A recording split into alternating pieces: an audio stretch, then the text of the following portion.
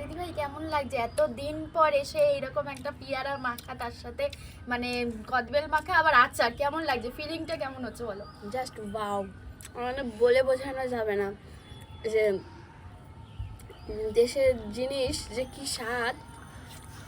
হতে পারে অনেক কম দাম, কিন্তু তারপরে এই স্বাদ কারোর সাথে তুলনা হয় না, জাস্ট অসাধারণ। কি খাচ্ছ দেখি তো?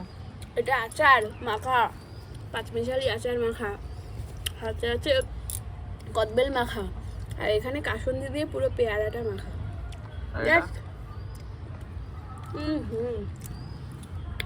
অসাধারণ, মানে জীবনটা শান্তি হয়ে গেল।